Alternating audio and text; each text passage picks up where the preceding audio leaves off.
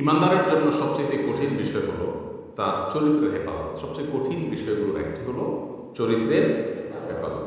আল্লাহ সুবহানাহু ওয়া তাআলা কোরআনে কারীমে 18 নম্বর পারার প্রথম সূরা মুমিনুনের শুরুতে আল্লাহ বলেছেন, আউযু বিল্লাহি মিনাশ শাইতানির রাজীম, ক্বাদ আফলাহাল মুমিনুন, সেই ইমানদাররা সফল হবে, আল্লাযীনা হুম ফি সালাতিহিম খাশিউন, যারা তাদের সালাতে খুশু অবলম্বন করে, মনোযোগ ধরে রাখে, খুশুর সাথে সালাত আদায় করে, ওয়াল্লাযীনা হুম আনিল লাগwi মুরিদুন, যারা অনর্থক কাজ পরিহার করে, বেহুদা কাজ করে না, জীবনকে অহেতুক কাজে নষ্ট করে না, ওয়াল্লাযীনা হুম লিয-যাকাতি ফাঈলুন, যারা যাকাত আদায় করে, ওয়াল্লাযীনা হুম লিফুরুজিহিম হাফিজুন। সফল মুমিনদের আরেকটি বৈশিষ্ট্য হলো যারা নিজেদের চরিত্রকে হেফাজত করে, সম্ভ্রম রক্ষা করে, যারা তাদের চরিত্রকে অন্যায় এবং আল্লাহর নিষিদ্ধ ক্ষেত্রে ব্যবহার করে না, অনাচার করে না।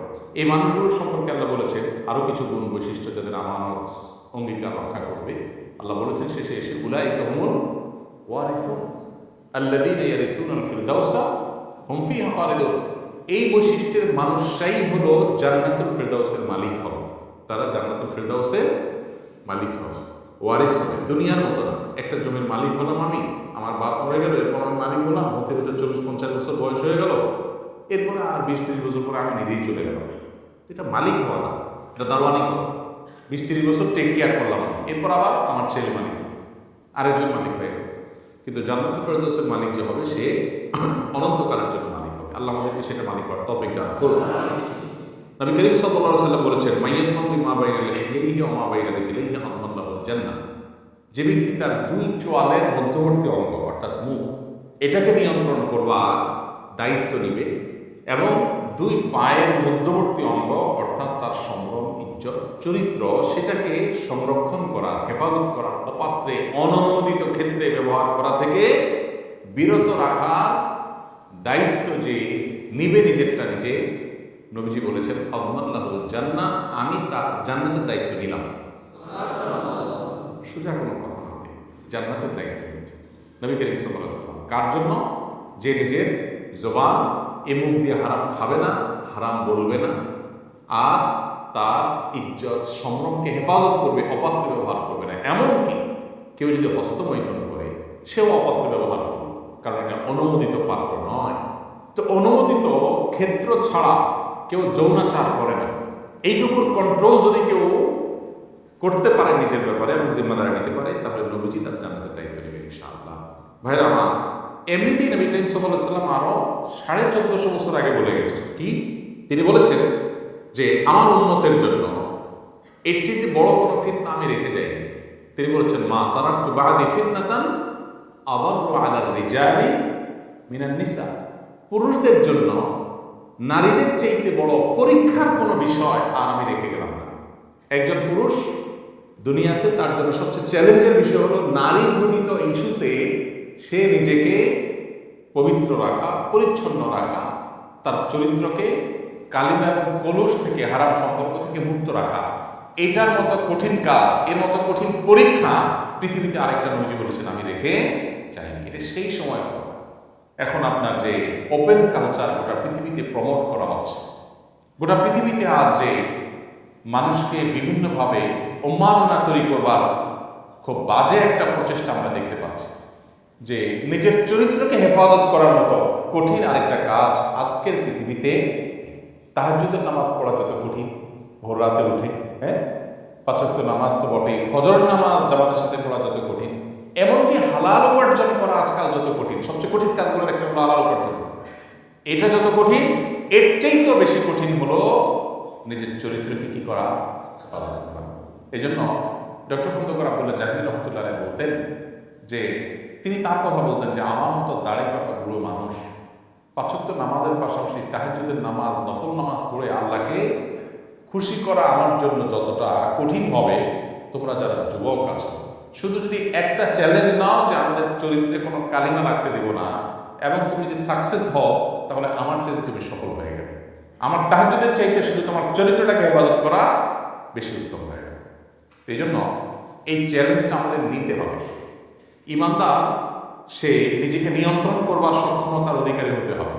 ঢিলা মানুষ কখনো ভালো ইমানদার হতে পারে না। ঢিলা মানুষ মানে যেখানে দেখলাম সেখানে কাত হয়ে গেল। বুঝলেন? কোনো সৌন্দর্যের প্রতি আকৃষ্ট হয়ে ওখানে বায়াত হয়ে মুরিদ হয়ে নিজের ঈমান, আমল, তাকওয়া সব ভুলে গেল। এটা ঢিলা মানুষের লক্ষণ। আর টাইট সিরিয়াস মানুষের লক্ষণ কি? না, এটা আমার জন্য অনুমোদিত না, বিধায় আমি আমার নিজের নজরকে হেফাজত করব। আল্লাহ শিখিয়েছেন কুল্লুল মুমিনিনা ইয়াগুদ্দু মিন আবসারিহিম ওয়া ইয়াহফাযু ফুরুজাহুম। হে রাসূল, বলে দিন ঈমানদারদেরকে তাদের চোখগুলোকে যেন হেফাজত করো, কথা যেন না দেখে। যেটা দেখলাম সেগুলো ফেল করে তাকায় থাকলাম, ওরে বাবা এত সুন্দর। এরপর তাকায় মনে মনে মন কেলা খাইলাম, মনে মনে বাজে চিন্তা করলাম। ঢিলা মানুষের কথা, যেখানে যা দেখে সেটা দেখে পাগল হয়ে যায়। আর ঈমানদার তার চরিত্রকে সে হেফাজত করার জন্য সম্ভব নয়, এটা আমার জন্য অনুমোদিত না। চোখের এরিয়াতে আমি আঁচ করতে পেরেছি যে এমন কিছু এসেছে যেটা আমার জন্য দেখার অনুমোদন নেই। কেন শরীয়ত দেখতে নিষেধ করেছে? কেন নিষেধ করেছে? অনেকে মনে করেন এটা বাড়াবাড়ি, না বোঝার কারণে, তারা দিনকে না বোঝার কারণে আমাদের অনেক ভাইরা মনে করেন এটা বাড়াবাড়ি। না ভাই, এটা বাড়াবাড়ি না, এটাই বাস্তবতা এবং এটাই বাস্তবসম্মত, এটাই যথার্থ। কারণ মানুষের চোখ হলো একটা দেশের যেরকম বর্ডার থাকে, মানুষের চোখ হলো মানুষের শরীরের বর্ডারগুলোর মধ্যে অন্যতম। এই বর্ডার যদি নিয়ন্ত্রণের বাইরে চলে যায়, তখন রাজধানী কলম নিয়ন্ত্রণের বাইরে চলে যায়, মনোজগৎ নিয়ন্ত্রণের বাইরে চলে যায়। চোখ দিয়ে যা দেখে মনে তাই মানুষ কল্পনা করে। এই জন্য রাজধানী তুল্য কল্প বা অন্তর্ক কেউ যদি হেফাজত করতে চায়, তাহলে চোখ তুল্য বর্ডার, কান তুল্য বর্ডারকে তার হেফাজত আগে করতে হবে। এই জন্য শরীয়ত বাঁধ দিয়েছে। আজকের দুনিয়া, ভোগবাদী দুনিয়া আপনাকে বলবে কি না, আপনি অন্যায়ভাবে কারোর উপরে চড়াও হতে পারেন না, কাউকে টিজ করতে পারেন না, কাউকে আপনি বাজে কথা বলতে পারেন না। হ্যাঁ, খুব ভালো কথা, এই কথাগুলো ভালো। কিন্তু মুশকিল হলো এমন কালচার প্রস্তুত করে রাখা হয়েছে, ডেভেলপ করা হয়েছে যে তাকে চতুর্দিক থেকে উন্মাদনা তৈরি করার জন্য যা লাগে সব ব্যবস্থা করা হচ্ছে তার জন্য। আবার বলা হচ্ছে না, খবরদার নিজেকে নিয়ন্ত্রণ করতে হবে। হাস্যকর। আর ইসলাম বলে তুমি তোমার চরিত্র হেফাজত করো, তারও আগে নিজের চোখের হেফাজত করো। কারণ চোখের হেফাজত করতে না পারলে তোমার চরিত্র হেফাজত করা সম্ভব হবে না। এই জন্য আমাদের ভালো মুসলমান আদর্শ মানুষ হওয়ার জন্য নিজের চরিত্র এবং সংগ্রামকে হেফাজত করার সংকল্প করতে হবে। চেষ্টা করে যাবেন ইনশাআল্লাহ। ইতিপূর্বে যদি কারোর চরিত্রে কোনো কালিমা লেগে গিয়ে থাকে, তাহলে আল্লাহর কাছে তওবা করে আল্লাহ মাফ করবেন। কিন্তু এই শর্তে তওবা হবে খাঁটি তওবা। খাঁটি তওবার লক্ষণ কি? যে আমি কখনো ওই পাপের ধারে কাছেও আর যাব না। যদি কেউ এই সংকল্প করে ঠিক রাখতে পারে, তাহলে ইনশাআল্লাহ বিইذনিল্লাহ আল্লাহ তার পেছনের গুনাহ, জিন্দেগিতে যে জেনা করেছে, হারাম সম্পর্ক সব আল্লাহ মাফ করে দিবেন। এই মোবাইল ফোনে যে হারাম জিনিস দেখা, ইউটিউবে, ফেসবুকে আমরা অনেকেই দেখি, নামাজ পড়ি আবার দেখি। এই রোগটা, এই ব্যাধিটা আমাদের মধ্যে আছে না নেই? নিয়ন্ত্রণ করার জন্য সংকল্প করতে হবে। না আমি দেখব না। যদি আপনি নিয়ন্ত্রণ করার জন্য সংকল্প করেন, দেখেন আমি বলি এটা চুলকারির মতো, চুলকারির মতো। চুলকারির মতো আমি কি করবো না, বোঝার জন্য বলতেছি। চুলকানিটা হলো মানুষের যখন চুলকায় কোথাও, তো রাস্তা দুইটা, হয় ধুমসে চুলকানো, যেহেতু চুলকাতেছে ভালো করে চুলকায়। যখন চুলকায় তখন মানে চুলকানের ক্ষেতটা মিটে যায়, যে একটু মজাই লাগে। বাট আফটার চুলকানি জলে, জলে কিনা খুব জলে রক্ত বের হয়ে যায়, জ্বালা পড়া হয়, তাই না? আর যদি চুলকানির জায়গাটাকে খুব জোরে সোরে না চুলকে, বরং একটু ডোলে ডোলে কোনো রকম এটা দমায় রাখা যায়, তাহলে চুলকানির মজাটা পাওয়া যায় না ঠিক, কিন্তু জ্বালা পড়া হয়। এখন কেউ যদি মনে করে না, ইউটিউবে আমি একটা দরকারি জিনিস দেখতে ঢুকছি, তার আশেপাশে যত বেদরকারি বেহুদা জিনিস আছে, যত হারাম জিনিস আছে, একটাও ছাড়ো, কারণ আমার চুলকানি, অতএব চুলকানি মিটাইতে হবে। এখন মিটাইতে গিয়া তার কি আসলে জ্বালা কমবে না বাড়বে? বাড়বে। কিভাবে বাড়বে? যখন দেখে তখন মনে মনে কল্পনা করে, ইস কিন্তু ইস করতে লাভ নাই। তখন কি হয় বলেন? পরের চ্যাপ্টারটা বলেন না, কি হয়? ওটা যখন চোখের আড়ালে চলে যায়। আল্লাহ রাব্বুল আলামিন আমাকে যে নারীর সৌন্দর্য দেখতে নিষেধ করেছে, আল্লাহ নিষেধ করেছেন কেন? আল্লাহর কোনো লাভ আছে? আমাদেরকে বাঁচাবার জন্য নিষেধ করেছেন। আল্লাহ জানেন যদি আমরা দেখি, তাহলে দেখার পরে মনে মনে অস্থিরতা বাড়বে, আমাদের ঈমান আমল নষ্ট হবে, আখিরাত ধ্বংস হবে, দুনিয়া ধ্বংস হবে। এখন দেখার পর, সৌন্দর্য কারোর অবলোকন করার পর, হারাম ও পাত্রে দৃষ্টি দেওয়ার পর তিনি চোখের আড়াল হয়ে গেলেন। এবার আপনার মনের ভিতরে জ্বালা শুরু হবে কি হবে না? আর যদি আপনি না দেখতেন, যদি আপনি না দেখতেন, আঁচ করতে পেরেছেন যে এরকম কিছু চোখের দৃষ্টি সীমানার মধ্যে এসেছে, আমি দৃষ্টিকে অবনত করে ফেললাম। আল্লাহ বলেছেন কুল্লিল মুমিনিনা ইয়াগুদ্দু মিন আবসারিহিম, ঈমানদার পুরুষদেরকে বলে দিন তারা যেন তাদের চোখকে অবনত করে। যদি আমি চোখটা অবনত করে ফেলি এবং তার দিকে আমি দৃষ্টিপাত যদি না করি, তাহলে কি হবে? ওই যে চুলকানির মতো, তখন একটু কষ্ট হবে, কিন্তু সাথে সাথে একটা হাদিস আছে, কেউ যদি হারাম করোনার দিকে দৃষ্টিপাত করবার সুযোগ পায়, এরপরে সে যদি না দেখে, আল্লাহ তাআলা তাকে সাথে সাথে একটা ঈমানের স্বাদ আস্বাদন করার তৌফিক দান করেন। যদিও এই হাদিসের সনদকে মুহাদ্দিস অনেকে দঈফ বলেছেন, কিন্তু এটা পরীক্ষিত বিভিন্নভাবে যে যদি সাথে সাথে কেউ নিজের চরিত্রকে হেফাজত করে, তৎক্ষণাৎ এবং নগদ আল্লাহর পক্ষ থেকে যে নিয়ামতটা আসে সেটা হলো ঈমানের স্বাদ অন্তরে আস্বাদিত। অর্থাৎ সে যে হারাম এবং পাত্রে দৃষ্টি করলো না, অপাত্রে যে দৃষ্টি করলো না, দিল না, এই জন্য সাথে সাথে কিছুক্ষণ পর যখন তার চোখের আড়াল হয়ে যায় সে, তখন তার কাছে ভালো লাগা কাজ করে। আলহামদুলিল্লাহ, আমি আল্লাহ একটা নির্দেশ রক্ষা করতে পেরেছি। নবী করিম সাল্লাল্লাহু আলাইহি ওয়াসাল্লাম বলেছেন, তোমরা কি জানো যে মানুষকে সবচেয়ে বেশি জাহান্নামে নিবে কিসে? মানুষের কোন অঙ্গের গুনাহ মানুষকে সবচেয়ে বেশি জাহান্নামে নিক্ষেপ করবে? সাহাবায়ে কেরাম বলেছেন, আল্লাহ এবং তার রাসূল ভালো জানেন। তখন নবীজি বলেছেন, আল ফাম ওয়াল ফারাজ, মুখ এবং লজ্জাস্থান, এই দুটি অঙ্গ মানুষের সবচেয়ে বেশি জাহান্নামে যাওয়ার কারণ হবে। অর্থাৎ এগুলোকে কন্ট্রোল করতে না পারলেই তার দুনিয়াও ধ্বংস, আখিরাতও ধ্বংস। এই জন্য ভাই আমাদের নিয়ত করতে হবে ইনশাআল্লাহ আমরা ইউসুফ আলাইহিস সালামের চরিত্রের অধিকারী হওয়ার চেষ্টা করবো ইনশাআল্লাহ। তরুণরা সূরা ইউসুফটা ভালো করে পড়বেন, অর্থ সহকারে, ব্যাখ্যা সহকারে, কিভাবে ইউসুফ আলাইহিস সালামের কাছে হারাম অফার আসা সত্ত্বেও তিনি নিজেকে রক্ষা করেছেন।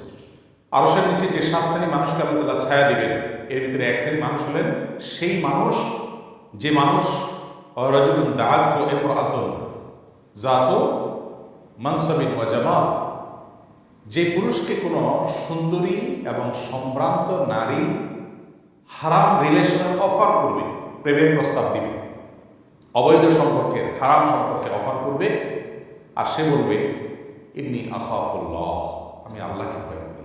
এই কথা যে বলতে পারবে, অর্থাৎ হারাম অফারকে যে ডিনাই করতে পারবে, নিজেকে নিয়ন্ত্রণ করতে পারবে, আল্লাহ তাআলা তাকে কিয়ামতের ভয়াবহতম দিনে আরশের নিচে ভিআইপি প্যান্ডেলে ছায়া দান করবেন।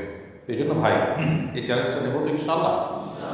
সকল ভালোবাসা এগুলো নিজের স্ত্রীর জন্য আমরা জমিয়ে রাখবো। আজ ঘরে ঘরে যে অশান্তি, এর অন্যতম একটা কারণ এটা, ভালোবাসা যেখানে সেখানে বিলিয়ে এরপর দরকারের সময় পুঁজি দিতে পড়ে, অজাগায় অপাত্রে বিলানোর পর যখন দরকার হয় তখন পুঁজি থাকে না, তখন অভিনয় নাটক, শুধু SMS-এ আই লাভ ইউ লেখা তো চিরা ভিজেরা, ভেতর থেকে তো আসে না। কারণ মহব্বত ভালোবাসা তো রাস্তায় রাস্তায়, স্কুল লাইফ থেকে বিলানো শুরু হয়েছে, ভার্সিটি লাইফ, কর্মস্থল বিলাইতে বিলাইতে এরপরে তার পুঁজি আসলে আর নাই বেঁচে। এরপরে বাকি জীবন শুধু নাটক অভিনয় করে প্রেমের ভালোবাসা কয়দিন টিকে সংসার।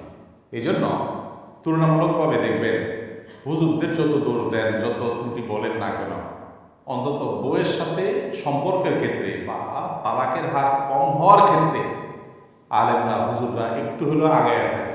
যদিও লেবাসের পোশাকে হুজুর আজকাল ঘরে ঘরে, রিয়েল হুজুর যদি হয়, সত্যিকারের দিনদার মানুষ যদি হয়, তাহলে তার চরিত্র হেফাজতে রাখা সহজ হবে এবং তার সুফলও সে পাবে, দাম্পত্য জীবনে সে সুখীও হবে। আল্লাহ আমাদের সে রিয়েল এবং সত্যিকার ভালো মানুষ হওয়ার তৌফিক দান করুন। তাহলে গায়ে গতরে ইমানদার হওয়ার পাশাপাশি, গায়ে গতরে মুসলমান হওয়ার পাশাপাশি আমাদের চরিত্রের দিক থেকে মুসলমান হয়ে ওঠার চ্যালেঞ্জ আমাদেরকে নিতে হবে। চেষ্টা করা যাবে না ইনশাআল্লাহ। গোটা সমাজ আপনাকে ভোগের জন্য দাওয়াত দিচ্ছে, চরিত্র নষ্ট করার দাওয়াত দিচ্ছে। আল্লাহ নবী সাল্লাল্লাহু আলাইহি ওয়াসাল্লাম আমাদের সবচেয়ে আপন, আমাদের সবচেয়ে কল্যাণকামী, তিনি মানব জাতিকে এই ধ্বংসের হাত থেকে রক্ষার জন্য বলে গেছেন। আজ সেটা আমাদের কাছে বড় মানসিক। আজ কোনো যুবকের যদি হারাম রিলেশন না থাকে, মনে করা হয় সে বোধহয় রিজেক্টেড, বাতিল, অচল, কেউ তাকে চয়েস করলো না, অথচ সেই হলো পিওর, আর বাকি সব ভেজাল।